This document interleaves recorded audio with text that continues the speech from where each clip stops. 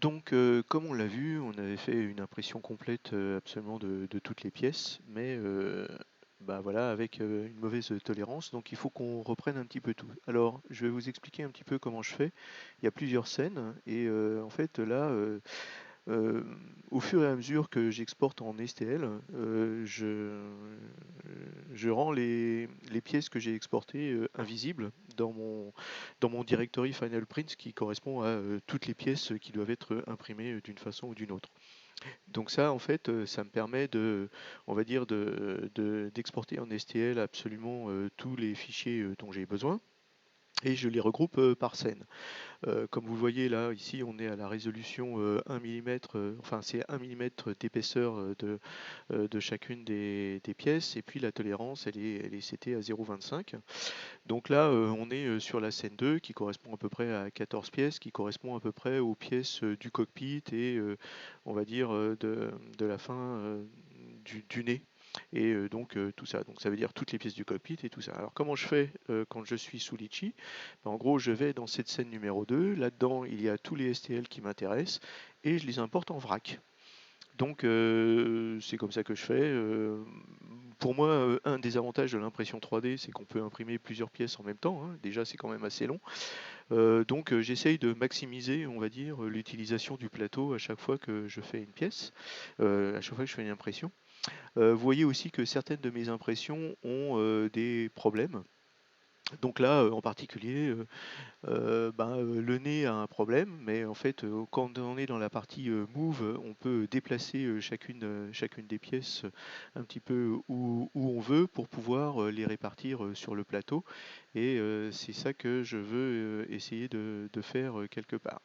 Donc là, j'essaye de voir, ok, comment est-ce que je peux positionner les pièces, histoire que, enfin, évidemment, il n'y ait pas de chevauchement. Et donc, ça, c'est une opération qui est assez simple. Vous avez vu aussi qu'il y a certaines de mes pièces donc, qui ont, on va dire, la bannière rouge qui indique donc des problèmes de structure, comme celle-là par exemple, celle-là et celle-là. Donc voilà, on va utiliser, ceci dit, les fonctionnalités de Litchi pour réparer, parce que je ne sais pas trop en fait qu'est-ce que ça veut dire que ces problèmes de structure. Euh, bon, je sais que c'est des compounds, hein, les deux pièces du cockpit, mais donc voilà.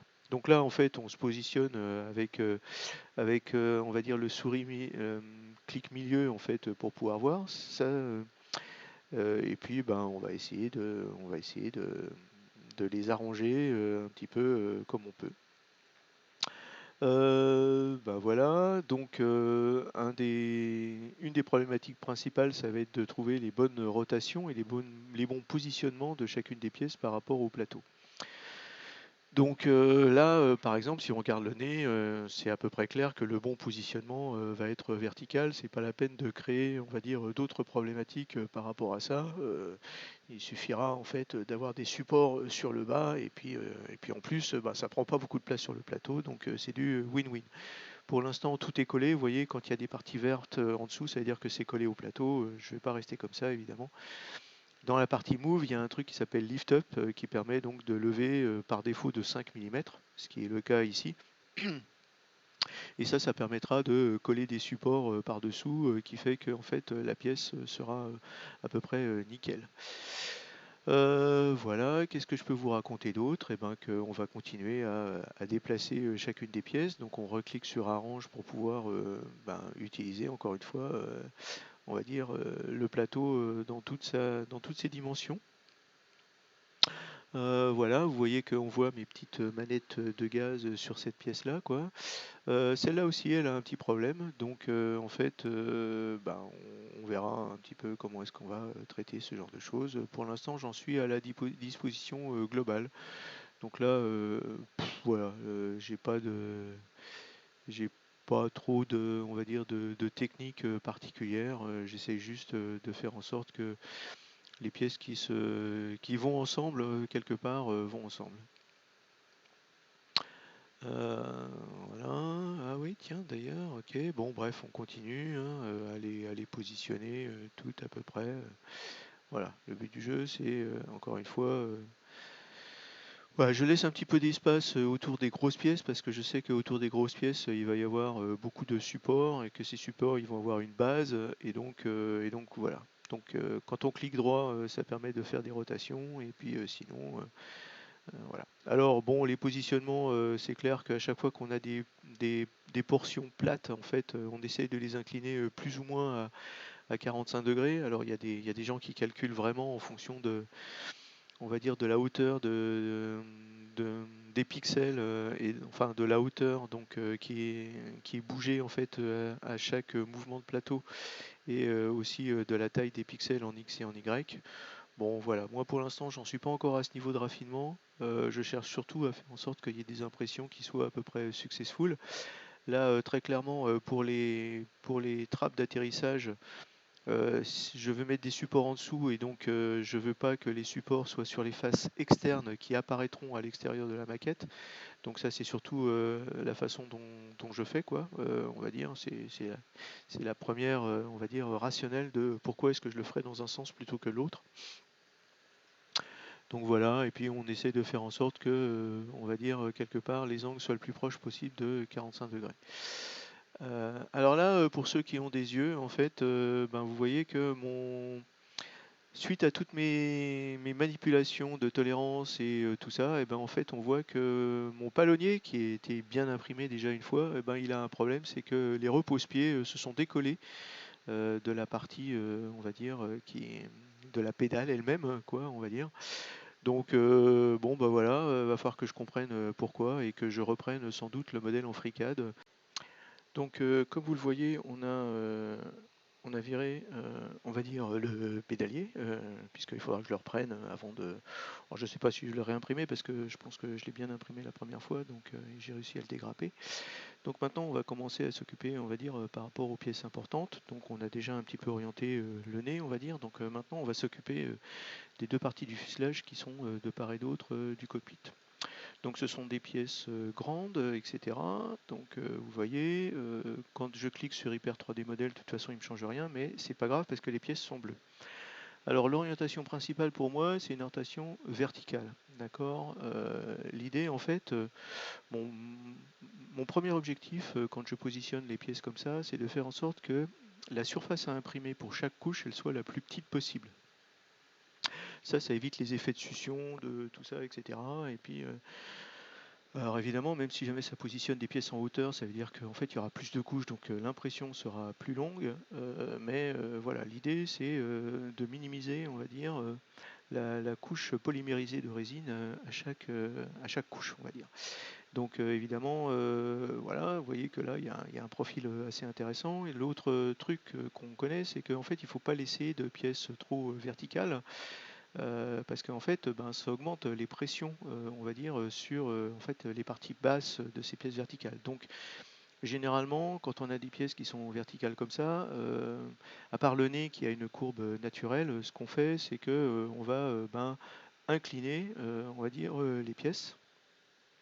Alors les angles pour ce faire, ben, j'ai pas trop de théorie par rapport à ça, mais ce qu'on essaye d'éviter, c'est que les angles soient suffisamment, on va dire, pointus, enfin suffisamment élevés, c'est-à-dire que la pièce soit quand même assez proche du vertical, plus proche du vertical que du l'horizontal, hein, donc c'est plus que 45 degrés. Mais donc voilà. Alors pour les petites pièces, ce que je fais, c'est que généralement j'utilise ben, les autosupports.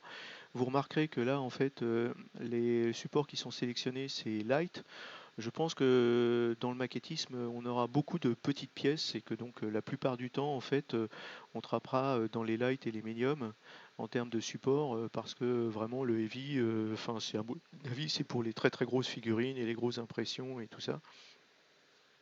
Mais donc voilà, donc pour toutes mes petites pièces, en fait, ben, vous voyez, je génère les supports automatiques après avoir réglé de façon grossière, on va dire, la direction.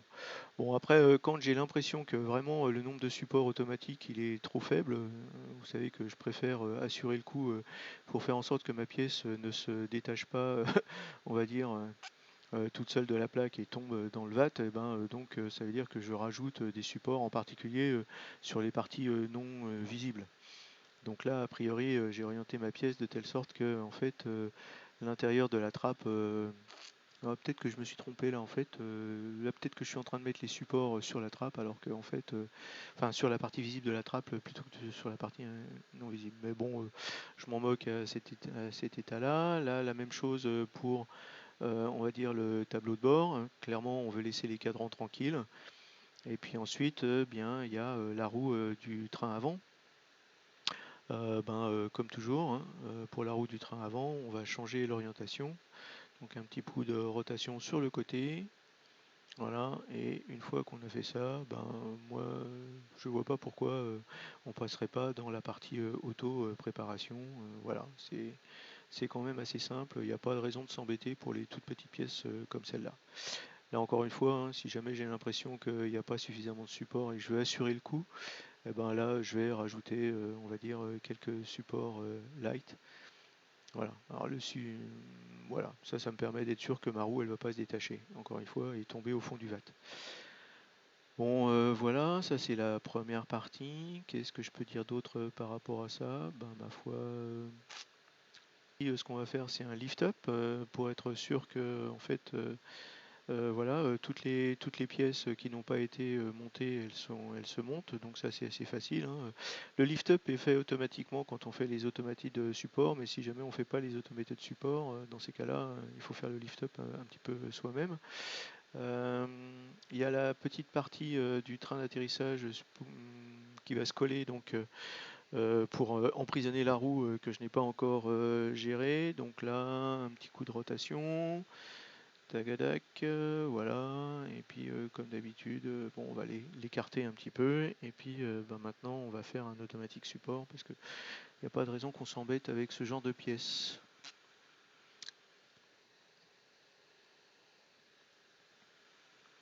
Voilà, bon, là, 3 supports, ça me paraît un petit peu léger encore. Allez, on va assurer le coup encore une fois, voilà.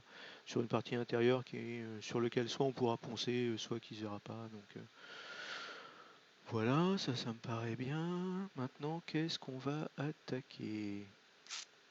Le siège? Allez, on va attaquer le siège. Donc pour le siège, en fait, j'ai pas envie de faire les automated support. La raison principale étant que, en fait, je veux être sûr que les cale-pieds, voilà, et les poignets soient bien traités. Donc là, je vais mettre des petits lights, voilà, sur les points sensibles, on va dire, par rapport à ça. Voilà, là, je sais que ça, c'est 4 points sensibles hein, sur ma première impression. Et puis là aussi, le point d'ancrage, on va dire, de l'espèce de poignée, le poignet extérieur, là, je vais être sûr que ça correspond bien. Donc là, voilà. Après, sur la partie plate dessous, effectivement, la partie plate dessous, en fait, chaque petit carré, si je ne me trompe pas, chaque petit carré fait 1 mm de côté. Donc si jamais on met des supports light tous les 2 mm, je pense que c'est pas mal. Je pense que si jamais c'était des supports médiums, on pourrait les espacer un petit peu plus. Mais les supports light, voilà. Donc en gros, là, vous voyez, hein, je vise à peu près tous les carrés jaunes clairs là, plutôt que les carrés orange. Et puis ben voilà, ça fait des supports tous les 2 mm. C'est quelque chose qui va assez vite. Il n'y a pas de raison de s'embêter pour avoir une stratégie beaucoup plus compliquée par rapport à ça. Donc clic, clic, clic, ça déroule là. Lorsque j'ai commencé cette série, je n'avais aucune idée de ce à quoi je m'attaquais, pour être complètement franc. Donc là maintenant ça fait quelques mois, ça fait sans doute une cinquantaine de vidéos au moins. Et je voulais vous remercier de me suivre. Et surtout, en fait, je voulais vous inciter à mettre des commentaires, même si jamais ce ne sont que des petits commentaires d'encouragement, parce que pour moi, c'est la chose la plus importante. La chose la plus importante, c'est le partage des connaissances, des impressions, des sentiments.